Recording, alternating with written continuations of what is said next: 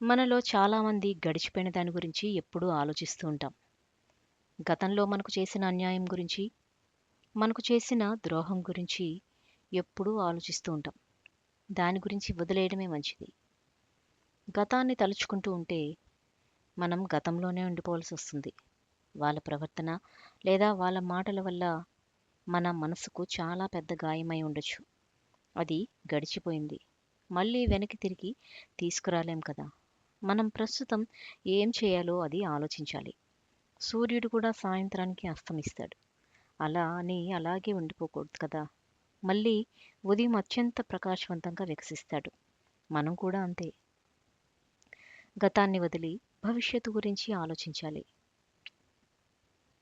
భార్యాభర్తల మధ్య గొడవలైతే ఇద్దరిలో ఎవరో ఒకరు కొద్దిసేపు మౌనంగా ఉండిపోండి. అలా ఉంటే తగువు అక్కడితో ముగుస్తుంది. అలా కాకుండా నువ్వా నేనా అనుకుంటే తగువనేది ఎక్కువే అవుతుంది. కానీ తగ్గదు. దీని ప్రభావం పిల్లల మీద కూడా పడుతుంది. పిల్లలు చదువు మీద కూడా ధ్యాస పెట్టలేరు. మానసికంగా చాలా ఇబ్బందులు పడతారు.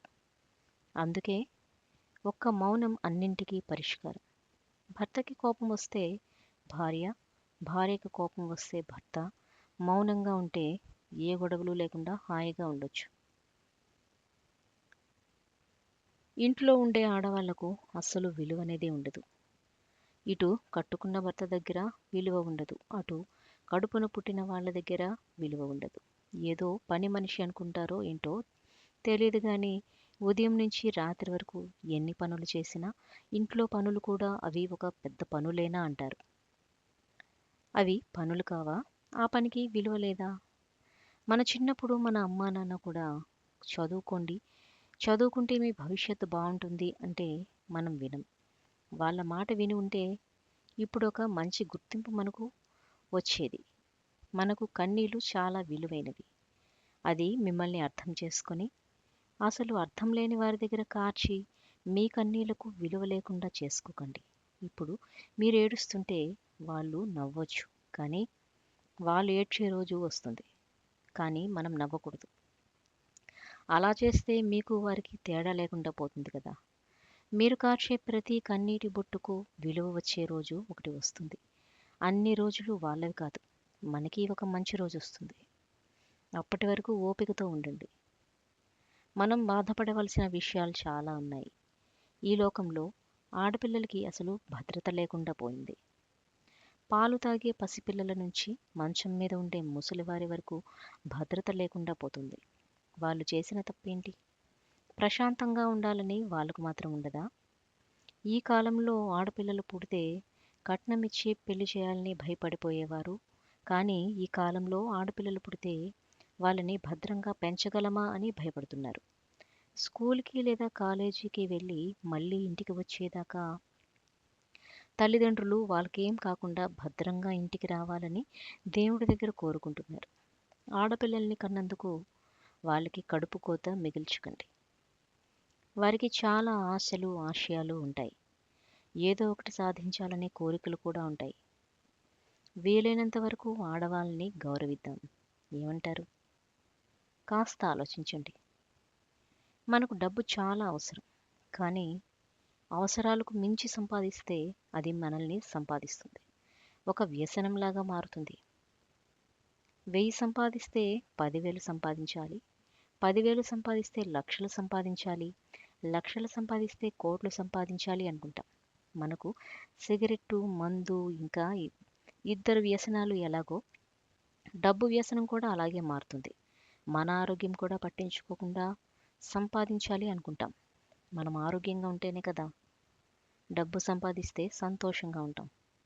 ఈ లోకంలో మనం హాయిగా బ్రతకాలి అంటే ఒకటి మన దగ్గర డబ్బుండాలి. లేదా మనకు నోరైనా ఉండాలి. డబ్బు ఉంటే మనకు గౌరవం పెరుగుతుంది. మనకు నోరుంటే మనుషుల్లో భయం పెరుగుతుంది. డబ్బును చూసి భయపడతారో లేదో తెలియదు కానీ నోరుని చూసి మాత్రం తప్పకుండా భయపడతారు. డబ్బు లేకపోయినా, నోరు లేకపోయినా మనం బ్రతకడం చాలా కష్టం. భార్యాభర్తల బంధం అంటే విడిపోనిది.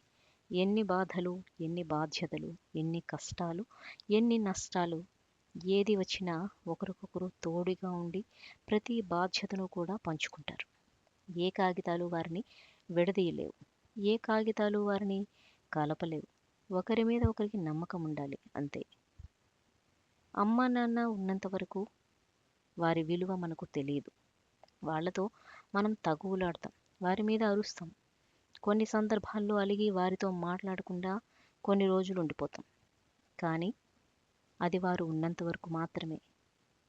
కానీ ఒక్కసారి వారు మనకు ఇంకా లేరు, ఇక రారు అని తెలిసిపోతే మాత్రం మనకి మొత్తం కూడా చీకటి కమ్ముకుంటుంది. మనిషికి ఆశ చాలా ఎక్కువ. ఎందుకంటే మనం ఎవరికైనా 10 రూపాయలు ఇచ్చి 100 రూపాయలు ఇస్తే బాగుండేది అనుకుంటారు. అదే 100 ఇస్తే 1000 ఇస్తే బాగుండేది అనుకుంటారు. అందుకే మనిషికి ఆశ అంత ఉండదు. మనిషికి ఆశ ఉండాలి కానీ అత్యాశ ఉండకూడదు. మనం ఆశపడాలి కానీ ఎప్పుడూ మన జీవితంలో ఎదగాలని ఆశపడాలి. ఏదో ఒకటి సాధించాలని ఆశపడాలి. మనకి ఒక గుర్తింపు రావాలని ఆశపడాలి. అంతే తప్ప ఎప్పుడూ కూడా అత్యాశ పడకండి. జీవితంలో ఎప్పుడూ కూడా మనం పైకి రాలేం. కాస్త ఆలోచించండి. ఎవరితో అయినా స్నేహం చేస్తే ఎన్ని తగాదాలు, ఎన్ని విభేదాలు వచ్చినా, ఎన్ని అవాంతరాలు వచ్చినా స్నేహితులు విడిపోరు. మనకు కష్టం వచ్చినా, మనకు సంతోషం వచ్చినా, మనసుకు బాధ కలిగినా ముందుగా గుర్తు వచ్చేది నేస్తం. కాదంటారా? బంధాలు నిలబడాలంటే ఈ 3 పదాలు వాడటం మానేయాలి. అవేంటంటే నీకెందుకు, నా ఇష్టం, నేను ఇలానే ఉంటాను. ఇవి మానేస్తే ఏ బంధమైనా సరే బాగుంటుంది. కాస్త ఆలోచించండి. సంపద కలిగిన వాడికి కష్టం వస్తే ఊరందరూ చుట్టాలే. అదే లేనివాడికి కష్టం వస్తే అయినవాడు కూడా పలకరించడు. ఇనుమును ఎవరూ నాశనం చేయలేరు. దానికి పట్టిన తుప్పే దాన్ని నాశనం చేస్తుంది. అలాగే మనిషిని కూడా ఎవరూ నాశనం చేయలేరు. అతని చెడు ఆలోచనలే అతనిని నాశనం చేస్తాయి. నమ్మకం ఉంటే మౌనం కూడా అర్థమవుతుంది. నమ్మకం లేకుంటే ప్రతి మాట అపార్థమే అవుతుంది. నమ్మకం అనేది అనుబంధానికి ఆత్మ లాంటిది. మనసులో కల్మషం లేనివారు మన ముందైనా వెనకైనా ఒకేలా మాట్లాడతారు. ఒంటి నిండా విషం నింపుకొని ఉన్నవారు మన ముందు తీయగా, మన వెనకాతల చేదుగా మాట్లాడతారు. చెయ్యి జారితే కంటి అద్దాలు పగిలిపోతాయని ఎంతో జాగ్రత్తగా ఉండే మనం మాట జారితే మనసు విరిగిపోతుందని మాత్రం తెలుసుకోలేకపోతున్నాం. జనానికి మరణానికి ఒక సమయం ఉన్నట్టే మన జీవితంలో జరిగే ప్రతి పనికి ఒక సమయం రాసిపెట్టి ఉంటుంది. అది రానిది ఎంత ఆరాటపడినా ప్రయోజనం ఉండదు. నటన ముందు నిజాయితీ ఎప్పుడూ కూడా ఓడిపోతూనే ఉంటుంది. కానీ నటనకు నిజాయితీ ఏదో ఒకరోజు ఖచ్చితంగా సమాధానం చెప్తుంది. మనం చెడ్డవాళ్ళం కావడానికి పెద్దగా తప్పులు చేయాల్సిన పని లేదు. మనం ప్రేమించే వారికి ఒక్కసారి అది తప్పు అని ఎదురు మాట్లాడితే చాలు. ఏం చేయకుండానే ఒక తప్పుడు మనిషిలా చెడ్డవాళ్ళం అయిపోతాం. మొండితనం ఎక్కడ ఉంటుంది అంటే నిజాయితీ ఉన్న చోటే ఉంటుంది. మంచి ప్రవర్తన ఎక్కడ ఉంటుందంటే విజ్ఞత చోట ఉన్న చోటే ఉంటుంది. కోపం ఎక్కడ ఉంటుందంటే ప్రేమ ఉన్న చోటే ఉంటుంది. అవునా? కోపం ఉన్న దగ్గరే ప్రేమ ఉంటుంది. ప్రేమ ఉన్న దగ్గరే అనుమానం ఉంటుంది.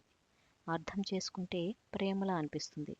అపార్థం చేసుకుంటే అది ఒక టార్చర్లా అనిపిస్తుంది.